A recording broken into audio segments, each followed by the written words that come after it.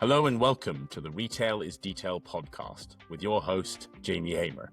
The Retail is Detail podcast focuses on technology and innovation in retail, with guests from either innovative retail tech players or retailers themselves who are adopting new technologies. We interview founders and C-suite executives from top firms who are changing the retail game for the better and delighting the end consumer. This podcast is brought to you by insurance technology firm Loxa, where I am co-founder. Loxa is on a mission to ensure the future of retail includes fair, transparent, seamless product protection for your most valuable possessions. We work with retailers to offer product protection at the point of sale or direct to customers, designing fair, transparent, easily claimable product protection with the end customer in mind, which is at the heart of everything we do. We've got another brilliant guest for you on the show today. Let's get started. Hello and welcome to the Retail is Detail podcast. I'm joined by Daniel Parekh-Hill of Flare. Flare is an e-commerce app that empowers e-commerce retailers by offering scheduled delivery choices at checkout. Come on to more about Flare in a second. But firstly, Daniel, just like to talk a bit about you. You're both a tech founder and an Ironman athlete. Do you see similarities between endurance sport and running a scale-up? Yeah, that's a good question. Yeah, there are.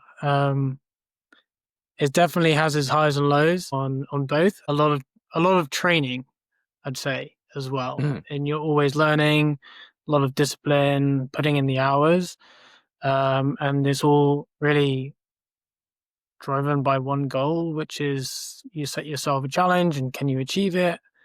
And it's very much similar in both cases. So yeah, if you're considering either of those, then each of them can be quite helpful for doing one or the other. Okay, well, I think most people would understand what training for an Ironman is, even if they haven't necessarily done it. What is training for starting a business? I think really, I guess for us,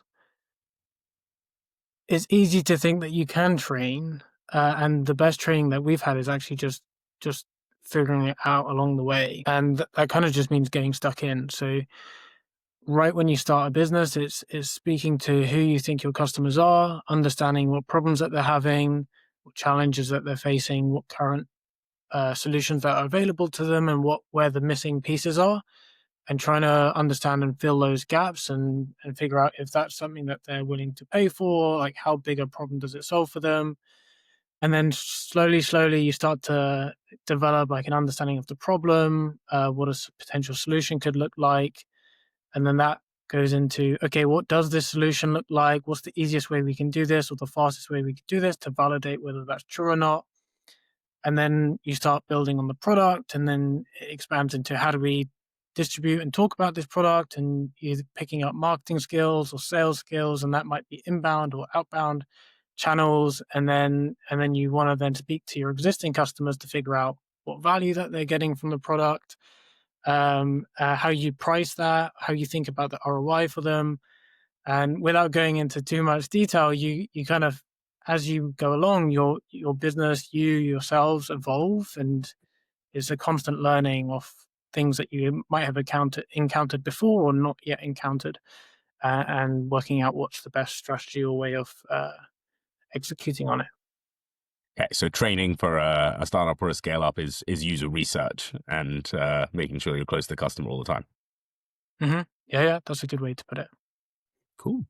You've had an interesting journey into entrepreneurialism. You started by winning a pitch competition and then did Entrepreneurs First and, help from LSE along the way. What have been the really formative moments when you were like, yes, this is what I want to do with my time and energy? Yeah, that's another good question. I wouldn't say it's been one like pivotal moment. And I think it's really easy especially when you're going to university and you're trying to pin down that one thing that you think once you get it, or once you're doing that job, like you'll be happy forever. And like, it's the thing you've always wanted. And sometimes that's the case, but often it's actually not. And for me, my journey was a bit like that. I had an idea roughly of where I wanted to spend time. And the best way was actually to jump in and try and get as much experience to see what it's like, and then understand if that was the thing that I wanted to spend more time on or not. And so for me, it started, with entrepreneurship and then finance. and then back into scale ups and later stage companies, and then into entrepreneur first in accelerator program. And LSE has very much been part of that journey throughout that, both during university and after university. I would say it's never been one pivotal moment. It's more just understanding what brings you fulfillment, what brings you joy, where do you find yourself being challenged, where do you find yourself learning, where could you see yourself building and growing into in the future, and what's a rough path to that. And that when you get to a point where you think that there could be something else that you could be a better fit for you, then taking that leap of faith and being willing to try that out and seeing if that works. How did you find entrepreneurs first? Like, was that a necessary part of your journey? Could you have done it without joining an accelerator? I would say it's hard to say necessary or not. I think for us, it's been invaluable to be able to find a co-founder who's willing to get stuck in and dedicate the next 2, 3, 5, 10 years to building something, a company, and is often feels like building a company. You can just do that in like a week, but actually it does take a long time. And so to be able to find someone like that who has complementary skill sets to you, you get along, you can be a team, is quite tricky to do organically. And that's really the brilliance of an accelerator program, I found, is being able to bring those people together into one room and say, okay, go solve some problems and build a business together. And you have 3 months or 6 months to dedicate yourself to that. And we'll support you along the way. So that was really the value of Entrepreneur First for us and for a lot of other people too. Awesome. What was the moment you knew your co-founder was the one? Was that love at first sight, or was it more of a longer romance? Yeah, I think pretty early on, I think we met on the first day and teamed up on the second day of a 3-month program. And from there, yeah, we just aligned in terms of the sectors that we were focused on, in terms of our previous experience or where we saw an opportunity going forward, and grew from there. It was more on the love at first sight side for sure. Oh, beautiful. And what's your most important personal characteristic that's allowed you to recently to have the success you've had, and then also recently be named like Forbes 30 under 30 for EU retail, e-commerce? What's made that happen? It's difficult to say. I wouldn't, not normally the type of person to describe myself. I would say either curiosity or never wanting to give up. Nice. And how was that experience of winning a major award like that? Has it made a big difference? I think there's an amazing community of people within Forbes 30 under 30, and to be part of those networks and WhatsApp groups and things like that and events is incredible. You just be able to connect with other people doing very impressive things. So that's certainly been amazing. And then outside of that, I think more people might have more conversations with me or accept LinkedIn connections or maybe reply to emails, which is always helpful. For sure, I'm not really marketing it from myself side. I think it's more being able to have like-minded people that you can share these experiences and the journey of life with. Daniel, you already seem super modest. So how do you win an award like this? Do you do any PR, or do they just find you? I think they got in touch on LinkedIn and they thought that I could be a good fit. And then I think there were a few recommendations from people in my network. And then there was an application form that we filled out. And then from there, it was just seeing if they felt that or I was a good fit for it. Interesting. Well, let's talk about the company that got you there. So Flair, in simple terms, how do you power delivery dates for retailers? Mm-hmm. Yeah. So Flair, yeah, it's a Shopify delivery date picker, and we typically sit on the product page, cart page, or checkout page, and we give customers the ability to choose their dates. The big thing that we do is we take away that manual process. So instead of a customer having to reach out and say, hey, can I get this delivered, but I want it in like a week's time or 2 weeks time, and then a brand having to manually manage that whole process, or deal with like customer support tickets saying, where's my order? I thought it would have arrived by now. We completely remove that manual process and we make it self-service. So we give that control to the customer.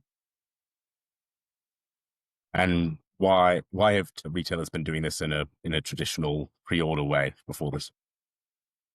So before this, it would typically be a manual process. The reason why it's become much more adopted now is because it's usually two benefits. One is customers want much more certainty than before.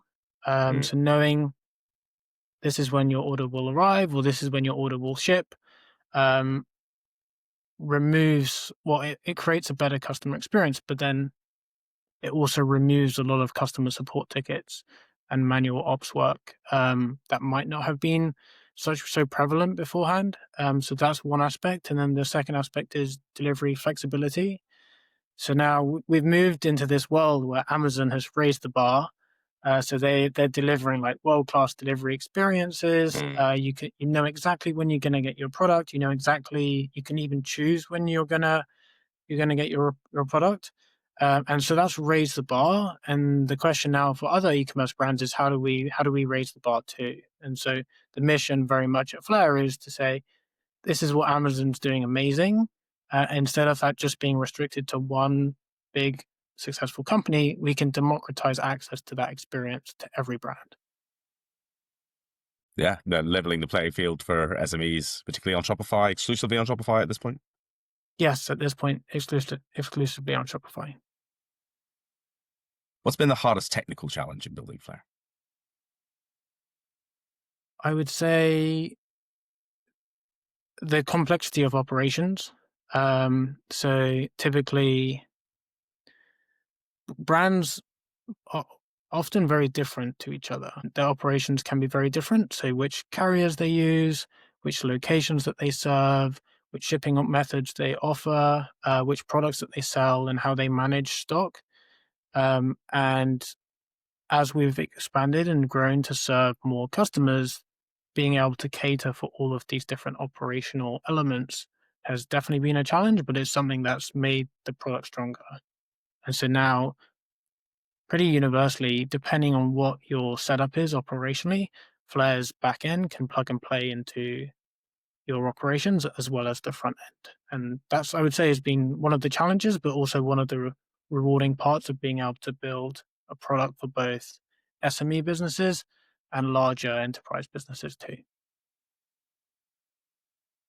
Was there an enterprise retailer that demanded a level of sophistication that required you to build out that infrastructure, or was that always the plan from day one? So I would say it's grown as we've grown our customer base and the size of customers. It's naturally become part of the product roadmap. So we launched with a UK furniture brand about 4 or 5 months ago called Time for Sleep. And for them, like being in the furniture space, they have delivery zones across the UK serviced by certain couriers. Certain couriers ship certain products, and then you have lead times on different products. So you have your in-stock lead times and your out-of-stock lead times. And for them, the goal was to be able to give their customers the flexibility. If you're ordering a mattress, you want to know when it's coming. And if you want an AM delivery or a PM delivery, you want that flexibility too. And so their goal was to be able to give this experience, give this flexibility to their customers. And in return, they generate more sales because they see higher checkout completion rates. And for them, like that sales benefit, that customer experience benefit was really strong, but they needed that robustness in their operations such that they didn't have to then manually correct any differences in their setup. Do you remember the moment when you realized that delivery promises was such a pain point for retailers? It's usually twofold. One is either heard directly from the customer. So if something goes wrong, or they've had a bad experience with another solution, then usually the reason why a brand is unhappy is because they're getting unhappy messages from their customers. Mm. And as a brand, you don't want that. Like, you want to avoid as many bad experiences as possible, and you want to be creating as much loyalty as possible. And so I would say you see how much of a pain point it is to brands when it goes wrong, and you see how much it hurts from the responses or feedback that customers share when it goes wrong. And you mentioned Amazon, obviously perceived as the gold standard, but are there ways that SME retailers can actually be better than Amazon on their delivery? Oh, that's a tricky question. Better than Amazon? Yeah, I would say so. So one benefit that they have is they have a lot of this amazing infrastructure, which allows them to offer these services. But one thing that smaller businesses benefit from is the less amount of complexity in their business. And so they don't have to manage hundreds of thousands of different merchants or millions of different SKUs, which can create complexity, and when they can just focus on these are the things that we do really, really well for these customers and these sets of products, and nailing that. And I think the benefit as an SME is you can focus on nailing what you already have Mm. instead of worrying about stretching yourself too thin or scaling to hundreds and hundreds of different SKUs. And then maybe quality drops as a result of that. Do you feel at this stage in the business that you're providing sometimes more general consultancy support to retailers, or are you laser focused most of the time on the delivery timing? I'd say it's a bit of both. I think for us, one thing that's important to us is we enjoy building relationships with customers. And so that's very much tends to be more collaborative. And so if there's an opportunity to say, hey, have you heard about this or seen this, or have you thought about this? You could, it could be interesting for you. That's definitely something that comes up in conversation. But we very much also try and stick to our lane, and we know everything to do with checkout, delivery, shipping, and that's where we can provide the most value. And we also know this is how brands think about ROI. So it's usually a conversion rate, and it's usually time saved. So we know those are the things that our brands care about, at least within our arena. And therefore, usually when we're thinking about uh, different features or products in the roadmap, it's what can we do that drives even more value in those particular areas. So yes and no.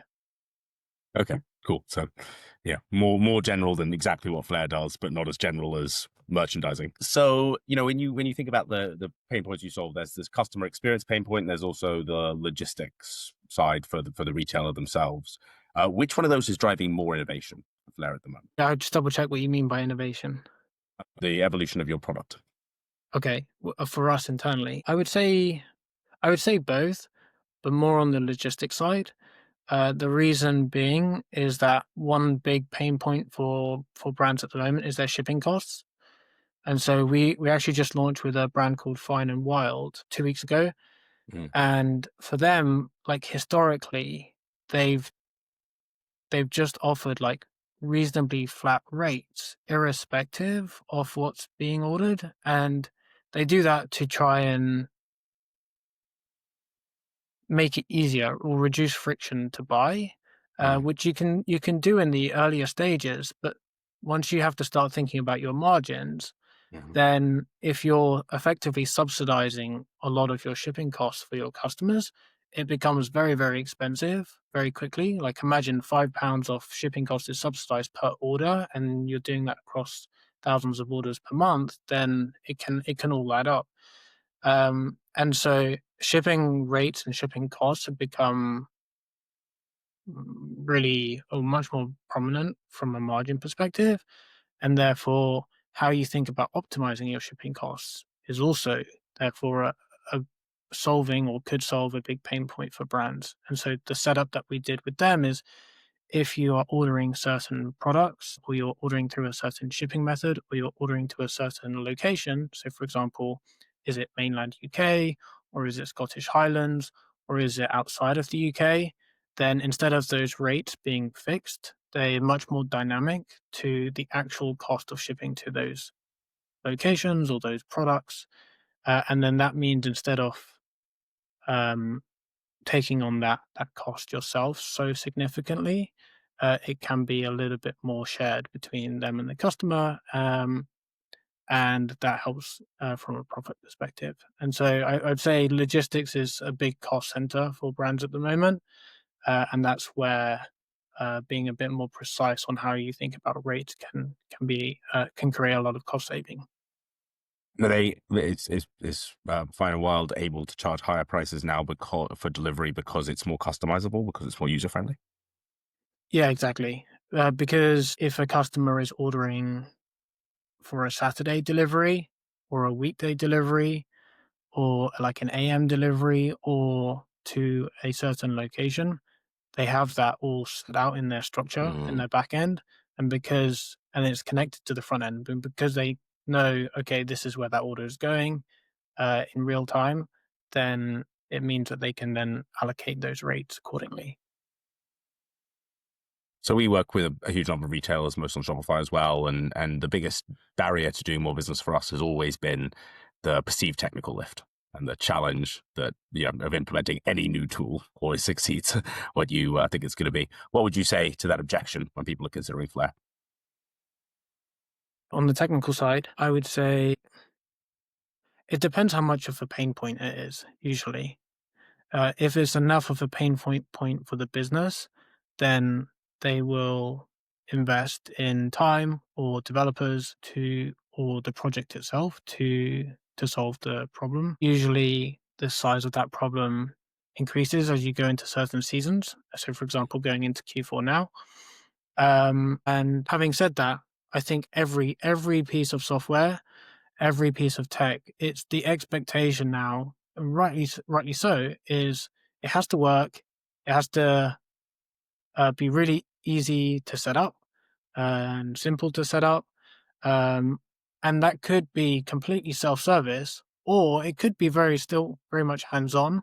But either way, it needs to be clear, a good customer experience, and timely.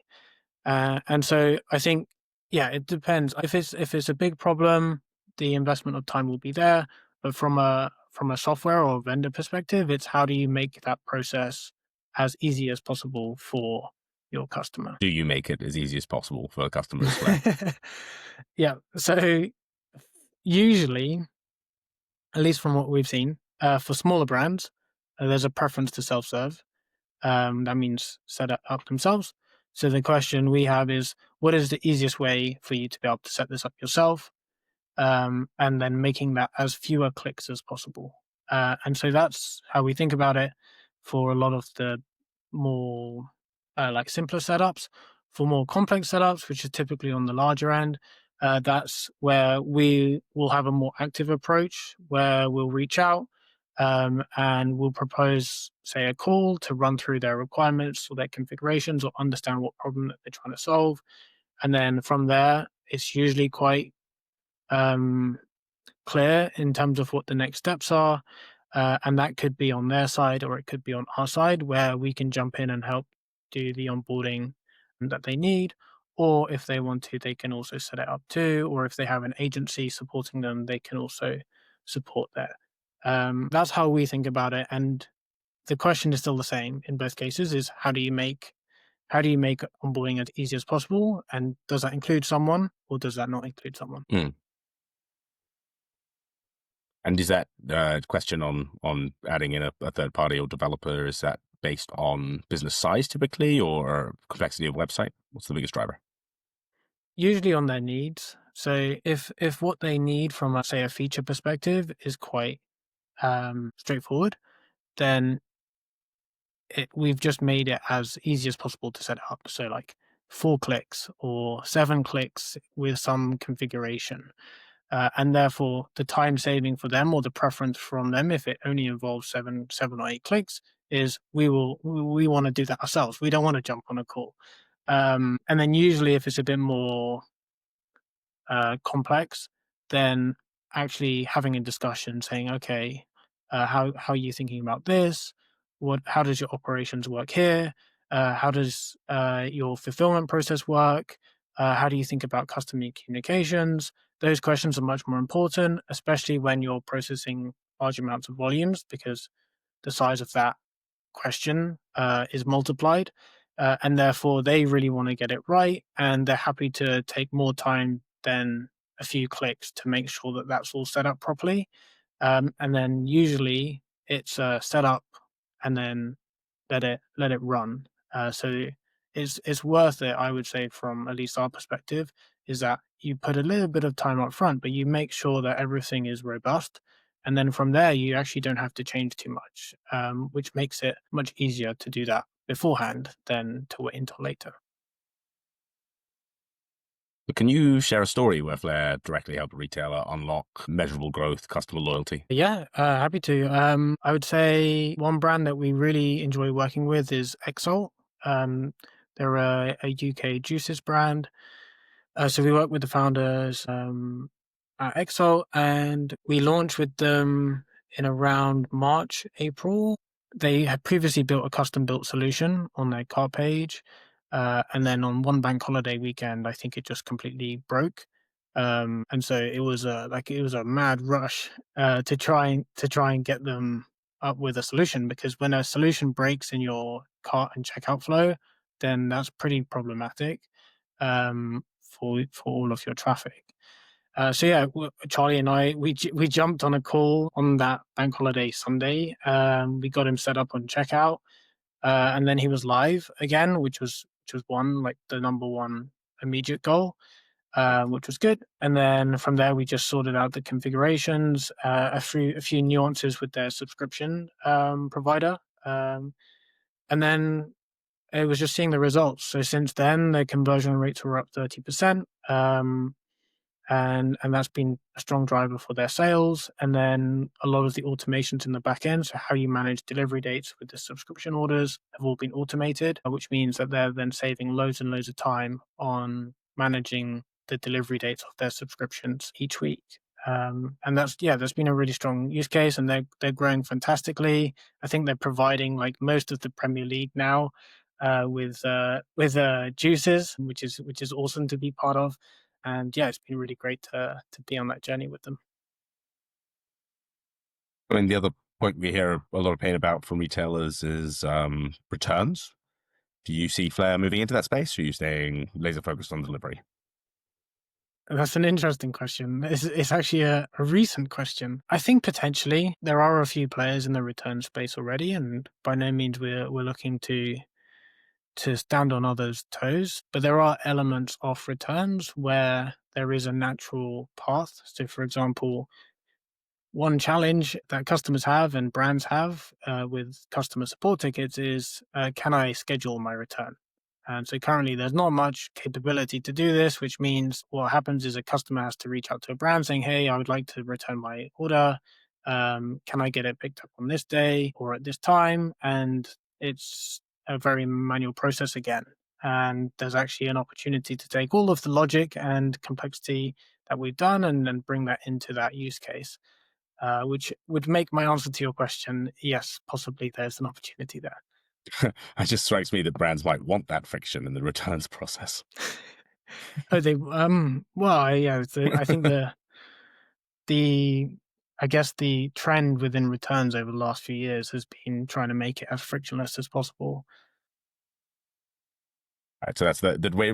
As always, we'll be heading in the direction of what's best for the consumer over time. Mhm. Yeah, but balancing it with margins, because I think it went a little bit too far. Where it was like free returns on everything, like make it super easy, but then it was having a too significant impact on margins relative to like the perceived customer experience benefits.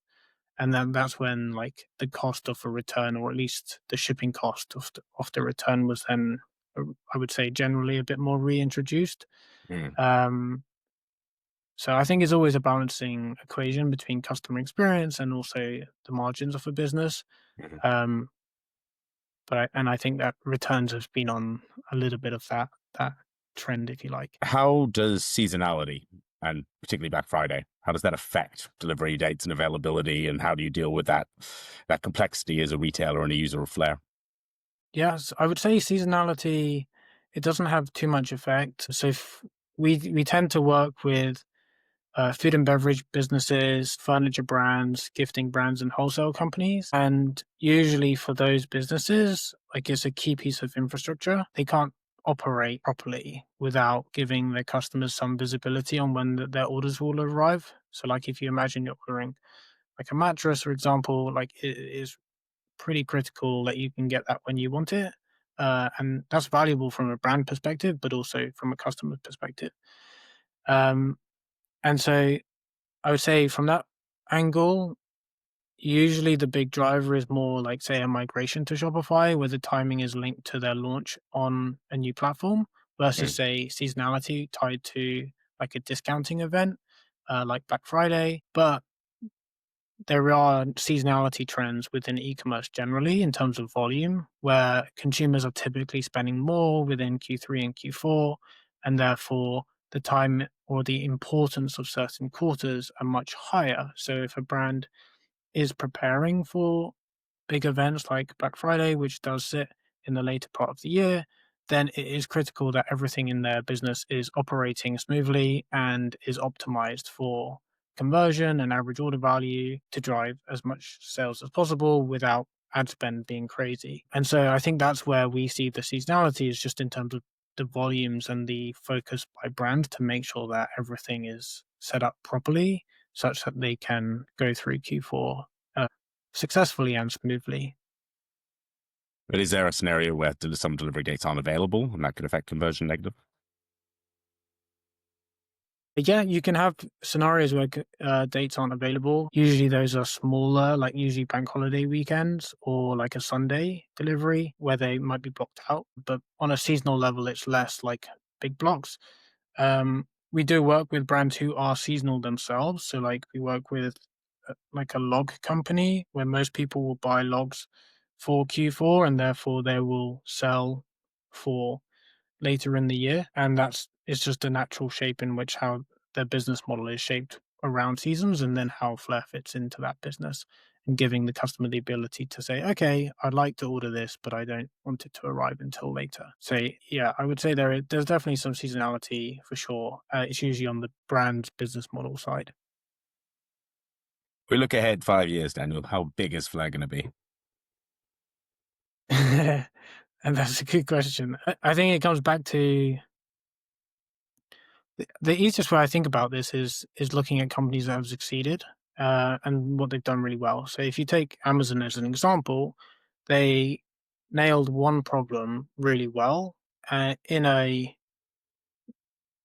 backed by a growing trend in the industry, i.e., everything was moving online. It was still early days, and they took a leap and said, okay, well, what about buying things online instead of having to go into physical stores? And then from there, they've then expanded. So they built out a marketplace. They then saw an opportunity to then start to run fulfillment.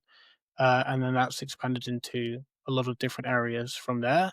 And usually the way that they thought about it is there are other problems that our customers have that we could make better or we could solve. So, for example, the big focus for them was speed.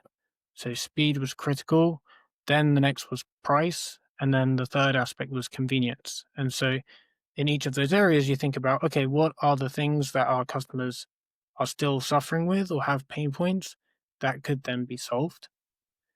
And I think it's the same for us. It's like the size of the business is very much dependent on how you think about the problems that your customers are solving or adjacent customers or adjacent problems and how well you solve those problems. And so I think what I've learned over the last few years is how close you stay to your customers and understand what their day-to-day problems are is the big driver into how big your business can become. Nice. So how big is your business going to become? That's hard. It's hard to say. I mean, when you start, when you start in the early days and you have to think about financial models, I think it's hard to predict the future. I think it's how you react. It's how you react to certain opportunities. So I don't want to say a specific number. but we're growing very strongly. And I think there's an opportunity to continue to work with our customers to solve their problems or to move into other markets. With that said, I'm going to ask you to make some more crazy predictions. So we're going to move into the session of the questions we asked all of our guests. So which detail of retail do you personally like the most? I think the details that I like the most are the small details, and usually details that give customers a sense of control, I think is really interesting. So if you look at like examples is giving customers the ability to choose their delivery date, or giving customers the ability to choose a subscription, or giving customers the ability to edit their order. I think these are all areas where you can empower your customer and also save time as well. And this can be the difference between a customer abandoning cart or becoming a loyal customer. And so I think, yeah, these are the details where it's really interesting how you can actually turn a manual process into something that empowers your customer and are often not always focused on. Yeah, makes a ton of sense. So these small things that add up together to um, so make a huge difference to retailers. And what detail of retail do you dislike and want to change the most? The one we dislike the most is vague delivery estimates. So when you go to checkout and you see, okay, will be delivered in 3 to 8 business days, and then you have to figure out when it's going to arrive. Like, is that in 3 business days? What about the weekends? What about cutoff times? Should it have arrived already? Where is it? Like you have maybe a birthday's coming up and you needed it and you're chasing frantically to check if it's going to come on time. Yeah, I think that we've normalized vague delivery dates, but in other parts of our life, we've been able to have this convenience. You can schedule bank transfers, you can schedule emails, and now I think we're moving into a world where it's much more about convenience, it's much more about certainty, it's much more about flexibility, and this is coming in e-commerce and it's on its way. And yeah, that would be the detail to change and to give customers much more certainty on when they're getting their products. Often using Flair. In this case, yes. What's your most controversial opinion for the future of retail? Ooh, okay. Most controversial, I would say, as you grow, your operations become much more important than you think. And so typically, early days, it's all about marketing, and usually that's through ad channels, but it could be through other channels too. But really, the nuts and bolts of whether a business can scale, it comes down to the operations. So how slick that process is, how well you understand your customer, how well do you understand all of the different cogs in your operations, and making sure that that delivers and scales with your growth plans. That's something that I think is really important, and it's not always focused on first. Often the shining light or the shining aspects is the sales and the marketing, and then operations kind of gets kicked to the side. And at least in the brands that we work to, it's the ones that have a focus on both are the ones that really, really accelerate fast. So start your operation, your processes, your designing your systems early if you want to succeed. Yes. What's been your craziest story working with retailers so far? There's so many crazy stories. I would say when we've worked with clients who are like really in trouble, so like Exalt was one example. Another example is OmniTub, where they have an existing solution to offer like a similar service to what we do, but it completely breaks. And that's like a critical moment for them and they need a solution quick. And it's how quickly you'll be able to effectively launch your solution with them. And you very much feel like you're in the trenches with your clients at the same time. And the feeling you get once you've solved that problem, they're back on track and they're happy and they're appreciative and you come out with like a really strong client relationship. I would say those have been the crazy moments where you're like you're going so quickly, you're trying to make sure everything's perfect, but you're moving fast, and then you end up in a good position afterwards, and it's like a long-term partnership. I would say that's been the craziest side of at least what we do in terms of the speed in which you need to act, but also the level of like accuracy that you need. But also I would say that actually the rewarding part. So maybe just to like change the question slightly is like that as an entrepreneur or as a founder, like reflecting back the moments where you share like memories and gratitude with your customers and you get that feeling like you've built this thing and you weren't sure, but you've persisted through and you're seeing the value for customers and you're seeing yourself scale from like one customer to 700 customers. And I would say that's the really rewarding part of what we do. It's just knowing that you're helping and solving a problem for your customers. That's awesome. Daniel, thanks for coming on the podcast. Thank you.